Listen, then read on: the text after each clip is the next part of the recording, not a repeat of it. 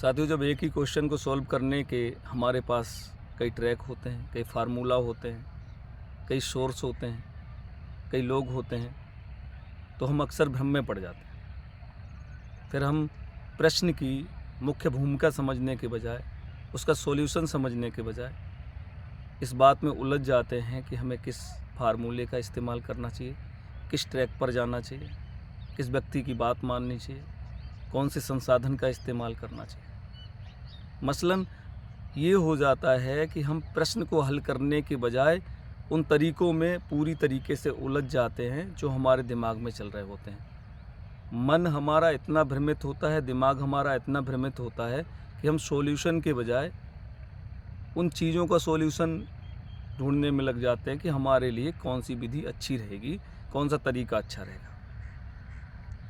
आज मैं मन की बात करने वाला हूँ। मन के साथ में कुछ ऐसा ही बुरा संयोग है।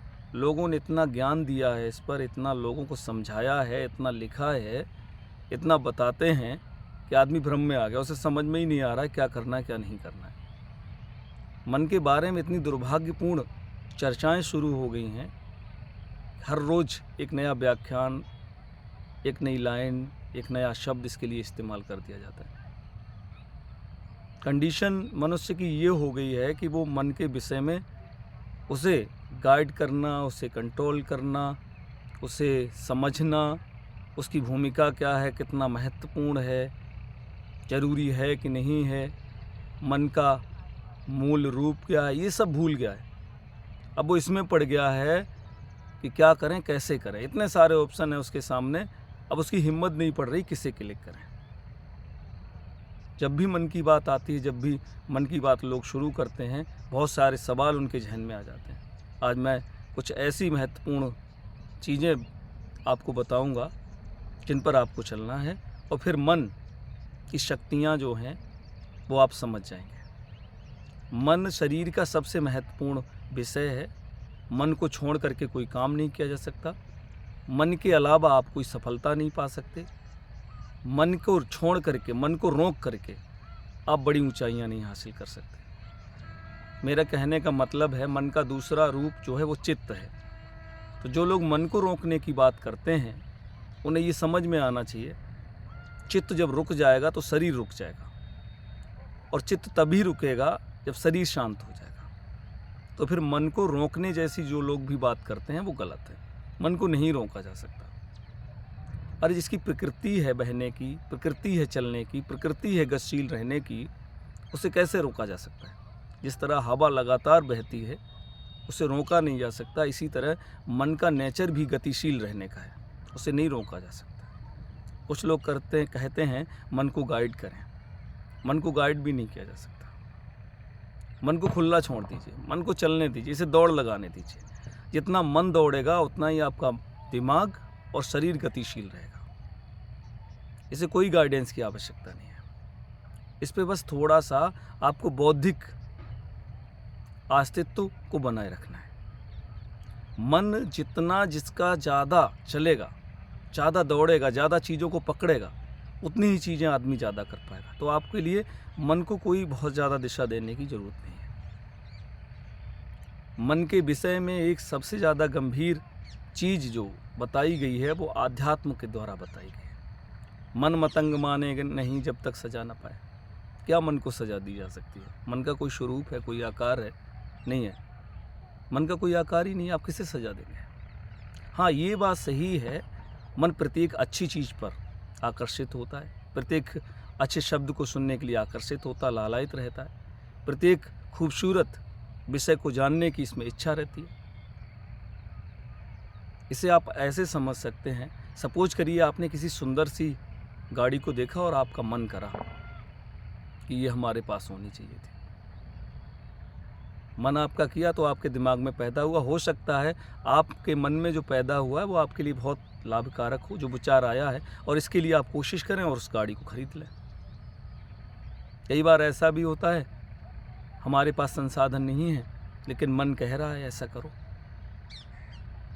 ये हमें करना है। तो कहीं ना कहीं मन आपको प्रेरित कर रहा है ना इस विषय के लिए कि आप आगे आइए, ये चीज़ें सही हैं। तो मन को क्यों नियंत्रित करना, क्यों कंट्रोल करना, मन को खुला क्यों नहीं छोड़ना। मन को खुला छोड़ दीजिए।